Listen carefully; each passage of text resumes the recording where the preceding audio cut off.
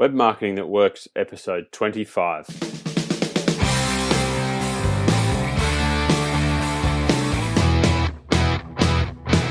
Welcome to the Web Marketing That Works podcast. Come behind the scenes of real-life marketing experiments and listen in as amazing guests confess the truth about what really works. Now, here are your hosts, Adam Franklin and Toby Jenkins.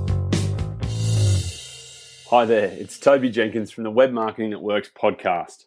This is the show for people who love marketing on the web, and I can tell you today we have a very special guest, David Meerman Scott. And we are diving into his latest book, The Marketing the Moon, how the NASA was able to sell the Apollo program. And man, he talks about some fascinating stats. We talk about what worked really well for NASA in partnering with other companies, as well as some of NASA's biggest mistakes with the Apollo program. And I can tell you, it's a really interesting case study, and the lessons from marketing of the moon absolutely apply in today's world. So I'm really excited to be interviewing David, and I hope you really enjoy the show too. As always, it's brought to you by our 33 free web marketing templates. So please, if you're keen to download those, jump on over to bluewiremedia.com.au/book. And I hope you enjoy the show. Okay, so it's my great pleasure today to have on the show one of our marketing heroes, David Meerman Scott. David is the author and co-author of 10 books, including 3 international bestsellers. The New Rules of Marketing and PR, which is how Adam and I first heard of David, is now in its 4th edition, has been translated into 26 languages, and has sold over 300,000 copies. David is also a fantastic keynote speaker and travels all over the world, giving presentations, as far as I'm aware, everywhere. So after we read the New Rules of Marketing and PR, Adam and I then heard David give a presentation at a conference in Sydney via satellite. To me, David is the guy who finally gave us the language to describe what we felt was happening online. And so we connected and eventually collaborated to develop the web strategy planning template. David was also kind enough to write the foreword to our new book, Web Marketing That Works. So, David, we share a love of surfing and a love of sipping a beer while watching surfing. So thank you very much for joining us. And I wish we were doing this conversation live and in person together, perhaps at the icebergs or somewhere. Yeah, that's we've had a really great collaboration, Toby, and I really appreciate it. You guys recognized really, really early that the world was changing, and at that point there were very few of us, and now it seems like there's a lot, but we were one of the first, you guys and us. Oh, well, you certainly forged the path there, David, so thank you very much. And I'm really excited today to be able to talk to you about your latest project and book, Marketing the Moon, David. Can you, just before we jump into that though, which we will get to in a sec, what's a day in the life look like for you at the moment?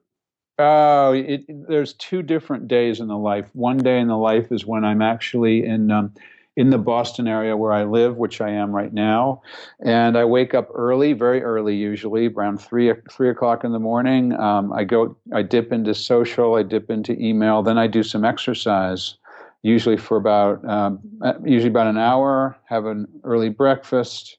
Actually, I have 2 breakfasts. One breakfast before I exercise. I do something different every day so that over the course of a week I don't repeat. I do some traditional pull-ups, push-ups, sit-ups, stuff like that.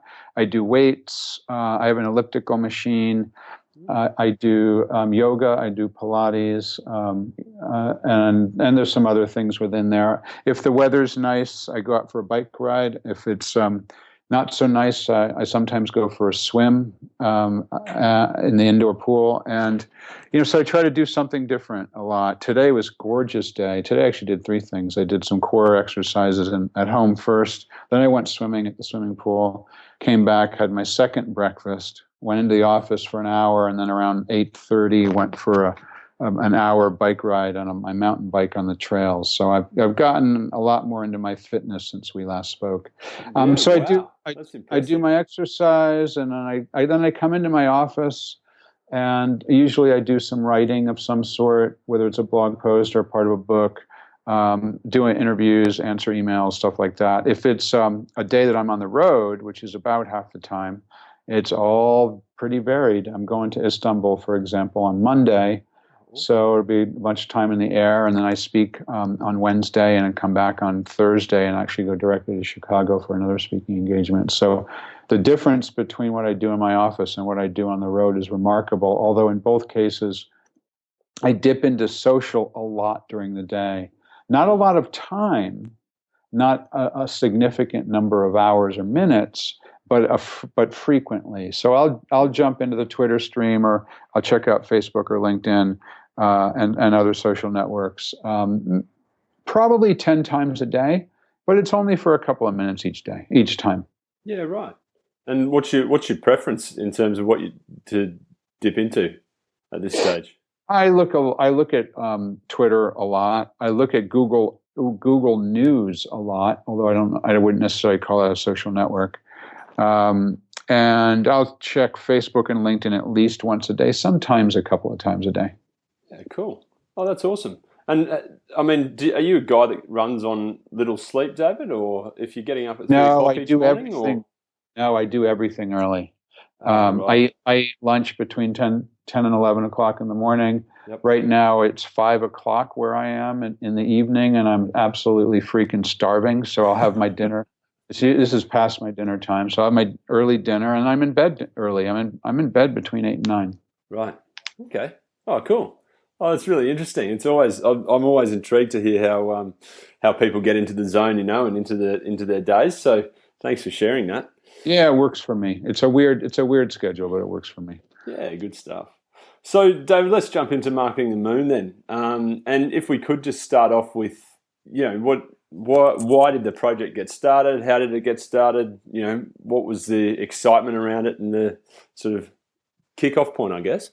Oh yeah, absolutely. So I'm a child of the 1960s, and I was in primary school when the Apollo project was going on, and I absolutely remember it, totally remember it, and it was fantastic to me.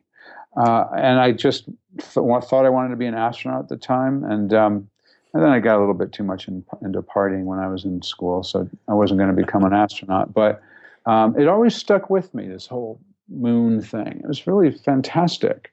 So what I did was that about 10 years ago, I got caught back up into the Apollo program. I got really interested again in the Apollo program. And so I started to think with a friend of mine, Rich Jurek, who eventually became my co-author with Marketing the Moon, of how audacious this project was. Oh my gosh, can you imagine that we Americans sent 12 guys to the surface of the moon, but it cost 4% of our national budget. It required 2% of our national workforce for an entire decade to do this. Wow. And I thought, really? I know. Yeah, it did. 4% of our national budget for a decade, 2% of our national workforce for a decade to send 12 people to the moon, to the surface of the moon. Yeah, so I realized that this was a marketing thing as well as it was a technology thing, and that had we not marketed this program, it never would have happened. So we dug into that, and we decided to do a book about it, and we looked at how in the world could NASA have convinced the American public, and who are the taxpayers who are footing the bill, and the American Congress to actually pay for this crazy, audacious project. And so we focused on that aspect of the Apollo program. And then we also focused a lot on the role of the contractors, the companies that were building the spacecraft, the companies that were building the materials that were being used in the Apollo program, which is another really important part of this program. And there were lots and lots of things that can be learned today because of this program. We like to think that even you and I and others like us are on the cutting edge of marketing, and we are.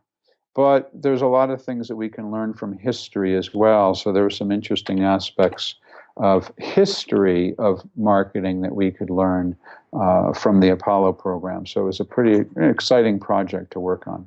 Yeah, I bet. And just to go back, was there a particular, like 10 years ago when you said your interest was sparked again in the Apollo program, was there a particular event or time or book or something that Um, you read it yeah, what happened was sparked? I was just browsing at my local bookstore, and I happened across a book about the Apollo program, and I thought, wow, I used to love the Apollo program. I've kind of lost track of it, and so I ended up buying the book, and I just got sucked into it deeply. I also ended up creating a really world-class collection of artifacts that have been to the moon used by the astronauts. So I collect artifacts from the Apollo moon program. I buy many of these items directly from the astronauts or buy them at auctions. Mm. So I own, for example, the rotational control handle, which is the joystick. It's the actual stick that they used to control Apollo 12, and that flew to the moon on Apollo 12. Wow. I own the strap that was used to put the Hasselblad camera onto the lunar rover on Apollo 15, and it's covered with lunar dust. I own the checklist that was used to help the astronauts on Apollo 17, the last mission to the moon, to understand how they were going to be able to take off in the case of an emergency. And so these items were actually used on the surface. And so that was another aspect of my fascination, was that it became my hobby. And I actually have a blog, apolloartifacts.com, where you can see parts of my collection. Oh wow, I'll have to check that out, David, because I don't know about you, but I'm a really big science fiction fan. Ah, yeah. And so I'm not. My co-author is a big science fiction fan. I'm a huge science fact fan. What I mean by that is there are so many amazing things with the Apollo moon program that actually happened that I find that, in my mind, more fascinating than the things that science fiction writers can dream up. I mean, for example, one aspect of the marketing of the Apollo program that was really controversial at the time was the ability to have live television from the spacecraft and live television from the moon. And mm, if you think back, I mean, 1969 was the first lunar landing. At that point, it was black and white television. But the subsequent missions in 1971 and 1972 broadcast live color pictures from the surface of the moon outside of the spacecraft. The technology required to do that, the technology required to have a small enough camera that you could actually create live color video that could be broadcast directly through the news channels into people's living rooms live was an incredible feat of science fact. Now, what's interesting from the marketing perspective about this is that there were a lot of people who did not want that to happen. Many of the astronauts did not want to have live television in the spacecraft or on the surface of the moon is that right? because because they didn't want to be worried about what they were saying and doing on television. They just wanted to be focused on the science and the other aspects of their mission. The other aspect was because the technology was so far-fetched at the time, they would have, it ended up costing millions and millions of dollars to create the technology. NASA said that just seems too superfluous. We just want to get the astronauts to the surface of the moon and bring them back safely. And then the third thing was that the weight required to deliver the television cameras to the surface of the moon was a really big additional weight factor, and they had to remove other things from the spacecraft in order to find the weight to be able to include the television camera. Now, all of those were reasons why many people within NASA, including many of the astronauts, did not want to have the television cameras. But other people within NASA, including Paul Haney, who was part of the Public Affairs Department, as well as Tom Stafford, who was one of the chief astronauts at the time, said, my gosh, the American public paid for this. You've got to give them live television. And the same thing was said about the global audience. I mean, here we are with this incredible feat, and it's not just an American achievement, it's a global achievement. We've got to be able to deliver this in real time to the citizens of the world. Now, what's really cool about this is it parallels what's going on today in social media that you and I doesn't it? I mean, I was just listening to you talk through that explanation. It sounds exactly, that overcoming of what do we share, how do we share it. Exactly. It's exactly the same thing. So the technology today exists, obviously, we talk about it all the time, to deliver real-time content to our constituents around the world. We can do live streaming of video, we can be on Twitter, we can do live blogging, all this sort of stuff. And there's a lot of people who say, no, we don't want to do that. That's not really part of our work. That's not part of the products we sell, and it's risky, so we don't want to do it. And then you've got other people, the ones that we know and love, who are out there saying, well, we've got to do this. This is the new way to communicate. We've got to be able to communicate to our customers and other constituents in real time. So it's a really interesting parallel between what went on at the time and what's going on now. Yeah, I mean, to me, I guess also the other part of it is to go further and see, those people that you mentioned had that sense of obligation that there's the obligation actually to deliver this in real time to the audience. It's not just a logistical issue that needs to be overcome, but an actual obligation, because that's a part of, I guess, the value that they were creating at the time, and that aspiration of getting someone to the moon. Is that sort of how you see it? Yeah, I think so. I think that's an important component. I mean, one of the people we quoted in the book, and by the way, we interviewed half of the guys who walked on the surface of the moon. We interviewed public affairs people from NASA, public relations people from the contractors, and a bunch of journalists who covered the program. And all these guys are in their the youngest of them. We interviewed someone who was 18 years old and was a reporter in 1969, and even he's in his mid-60s now, and the astronauts are in their early 80s. That must have been such a thrill getting to interview those guys, David. Oh, it's great. It's fantastic. And, a couple of them have become friends of mine. I sent Alan Bean, who was the fourth man to walk on the moon, and we interviewed him for the book. We sent him a copy upon publication. He rang me up at home and said, "Hey, it's Alan Bean. I love your book. Thanks." So it's like pretty cool to have, wow. These incredibly important people pay attention to what you're doing. But yeah, they realized that they owed it to, number one, the American people who were footing the bill, but also the world, to share the first time that humans were stepping foot on the surface of the moon. And that was one of the most, on a percentage basis, based on the number of people who were alive at the time, the most people who ever saw live television was people who watched Neil Armstrong set foot on the moon the first time. And thank goodness that they did that. Another aspect, gives me goosebumps, actually. I know, it's incredible. It was incredible at the time.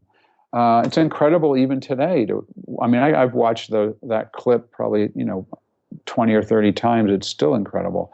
The other part of that is that this is a form of brand journalism. What I mean by that is the technique of an organization or a company or even a person creating content, and that content serves as a marketing and public relations tool, is exactly what we're talking about here. I mean, it was live television getting to the surface of the moon, but it served as a way to tell the story for NASA. They didn't have to spin the public. They didn't have to tell stories to the public about what they're doing. All they had to do was deliver this feed, and the public could hear about it themselves. Again, this is a really interesting parallel to what's going on today, because, the old way of doing things was that you had to spin your story, you had to pay for advertising, you had to try to convince the media to write about you or broadcast about you. But the new rules that you and I talk about now is the idea that if you're creating content, you're doing something interesting, people will talk about you. And we're doing that right now. You and I together are creating this podcast. And, that's creating content that people will be hopefully interested in, the same way that Apollo created content by providing these video feeds. Yeah, wow. That's so cool, David. And so let's dig into some more of those sort of marketing lessons from it, because, I mean, there's the content part of it. You also talk about product placement and that kind of thing in the book too, which is a really interesting piece. But for me, I mean, it sounds as though all of these principles really that were happening back in the Apollo program and the marketing of it really absolutely alive and well today. It's just that it's 10 times easier for us all. I think so. I think when it comes to some of the things that we've just touched on, live television from the moon was a huge undertaking, and now you can pull out your smartphone and do a live stream of a video just from your smartphone. I mean, it's a much easier. Another really interesting aspect of this is that NASA themselves had a really small public relations department. The public relations department at NASA was only a few dozen people. And the entire department altogether, everything included, was just over 100 people. And that was way too small an organization to get the word out in the way they needed to get the word out. So what they did was they actually resorted to, I shouldn't say resorted, there was a great technique. They used the public relations and marketing people who worked at the contractors, companies like Raytheon and Boeing and IBM and McDonnell Douglas and companies like this that built the spacecraft, as well as companies like Omega watches and Sony tape recorders and other companies that made products that were used by the astronauts.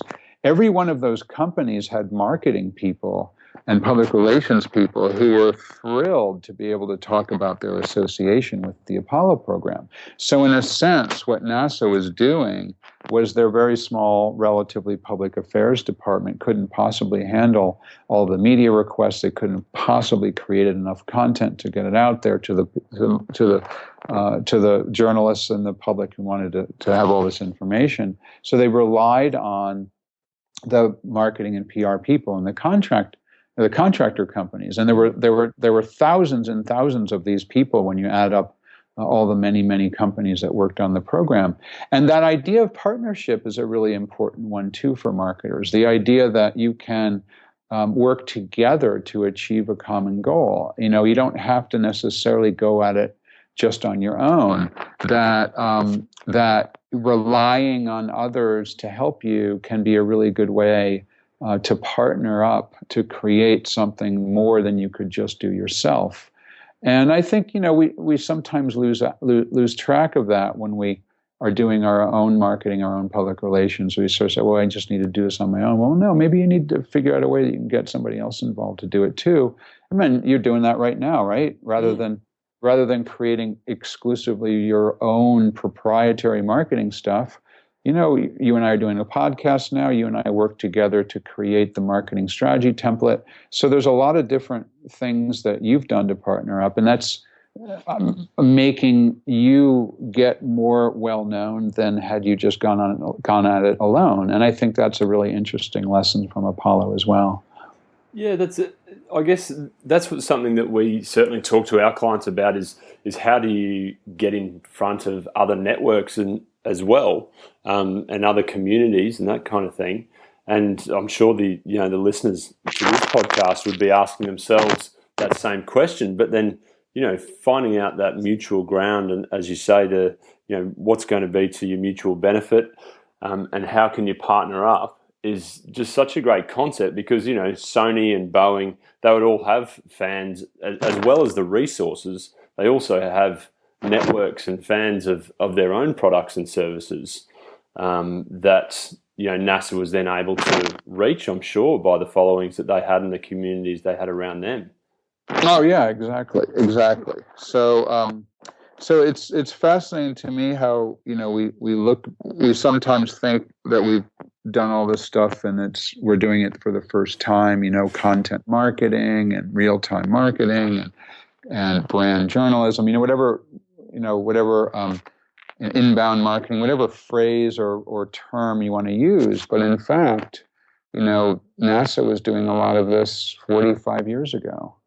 One of the things that we discovered as we dug into this is that NASA made a big mistake as well.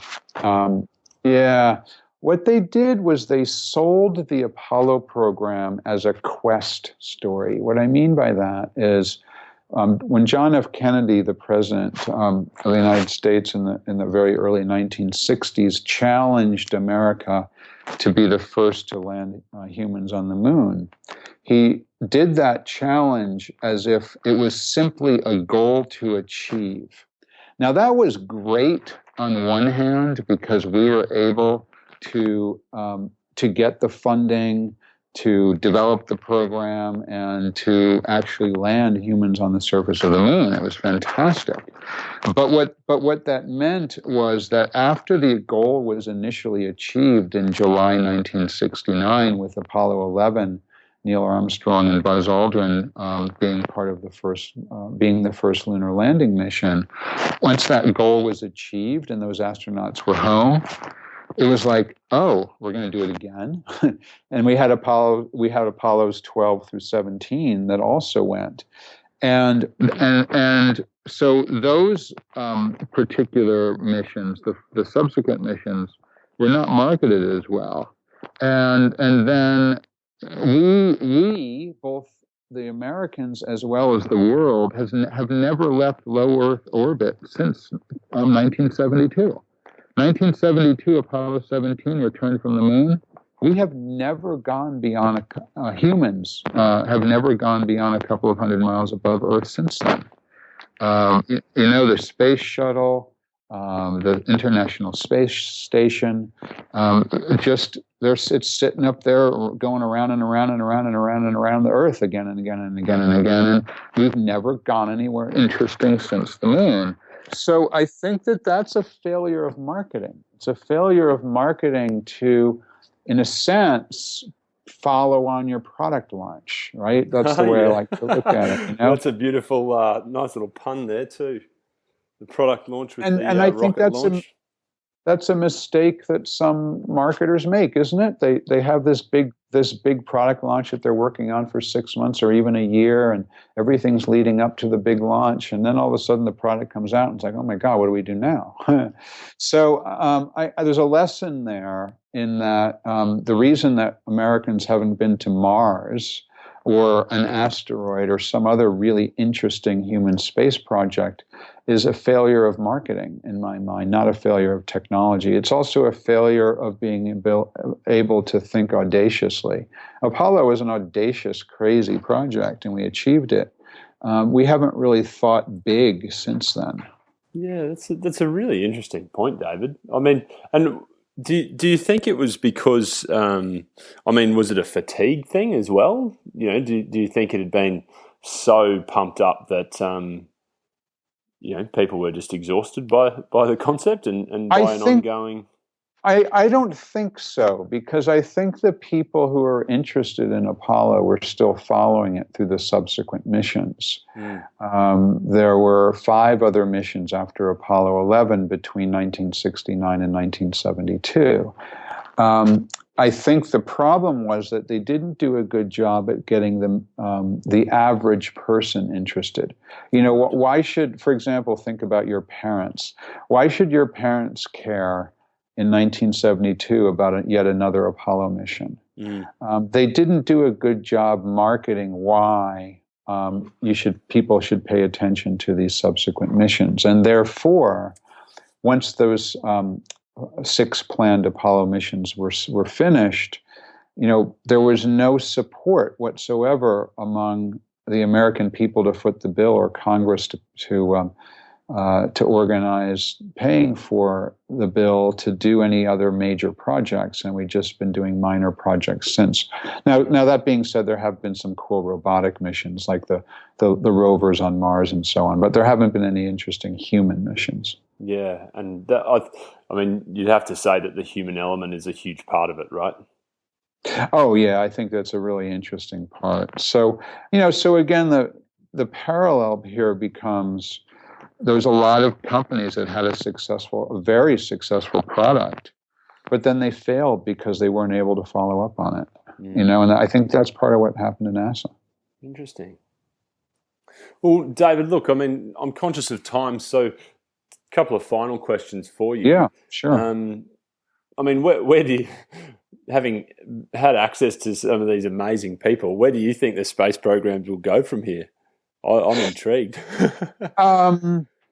I think we're doing, like I said, I think we're doing some really interesting things with robotics. I think it's also interesting that there's some fascinating private enterprises outside of NASA itself that are doing cool stuff. I mean, Virgin Galactic is going to be sending anyone who can afford $250,000 ticket for a small ride into space, probably starting next year. Then you've got Elon Musk and his company SpaceX that's starting to deliver supplies to the International Space Station, and very soon will be delivering humans there. So I think there's a lot of interesting things that will come out of the private space initiatives of these and other companies that will follow. But I think it's going to require governments to get together to get to Mars. I think it's going to require the Americans and the Russians and the Chinese and the Indians and the Australians and the Canadians. We're going to have to get together and pool our resources in order to get to Mars. I think it's too big a project for any one country to bite off, at least given the current environment that we're living in today.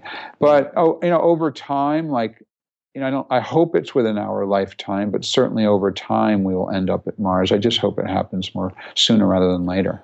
I'd really like to see it too. I mean, do you think you can, do you think from a marketing standpoint, that goal could capture the hearts and minds of another generation, if Mars became the target?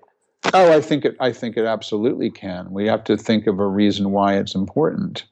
Yeah, absolutely, that can happen. And it's, like I said, it's a marketing challenge. It's an interesting challenge. There's people who want to do it. I spent an hour talking with Buzz Aldrin about it on last Saturday. Oh, really? Yeah. Oh, David, I'm so jealous. I was at an event with him, and check my Twitter feed. I posted a selfie with him. He is all about Mars. And his email address, even his email handle, is the Mars guy. And really? he is, yeah, he's really, really into Mars, and wow. He wants to absolutely wants to get to Mars. So there are a lot of people who want to make it happen, but there needs to be a lot more. Oh, David, well, thank you so much for joining us today. It's been just awesome talking through this new project with you. And as you've obviously pointed out in the title of the book, there's a ton of marketing lessons in marketing the moon. So yeah, it was a really fun project, Toby. It's got me a little bit out of the normal books I write. It's unlike my other books that are essentially text only. This is a full color, coffee table style book. It has over 300 photographs and images, and we culled that from over 3,000 that we had access to. Wow. And it's a real fun look at a marketing history that all of us can learn from, but it's also fun to look at. Wow, that's awesome, David. As I say, thank you so much again. Just for the listeners, pleasure. then, David, how can they connect with you and buy the book too, of course? The book, as far as I know, is available in bookstores in Australia now. If you're not in Australia, you have to sort of check what country you're in and see if they're available. I mean, Amazon, of course, has it, and other online booksellers. On Twitter, I am DM Scott. That's DMSCOTT. If you want to learn a little bit more about marketing the moon, there's a website, which is, guess what? marketingthemoon.com. And one final other thing, Tony, we didn't get to talk about, Toby, we didn't get to talk about, and maybe we will at some point, is we actually sold the movie rights to Marketing the Moon. It's going to be a feature-length documentary. Robert Stone is working on the film right now, so that was pretty exciting. We spent some time with him over last weekend. Oh, congratulations, David. Yeah. That's amazing. Yeah, it's pretty cool. Yeah, that must be a real thrill. Is there a time frame on that at all? Oh, it'll take a long time. We're talking years because it's a major film. So yeah. Oh, good stuff. Will they get you involved? Yeah, I'm involved. Definitely involved. I'm involved as a consultant, and they bought the rights to the book in order to do it, and but done a lot of stuff already. And it's kind of a labor of love thing. It's going to be really fun to work on this. Oh, congratulations, David. Well, it sounds as though this book has really opened up some new worlds for you. So it's been great. It's been great. As exciting as the marketing lessons are, that's really exciting to hear those elements of it too for you. So thanks again for joining us, and really stoked to have you.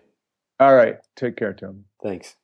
Don't forget, if you're keen to download those 33 free web marketing templates, please head over to bluewiremedia.com.au/book. Thanks so much for joining us.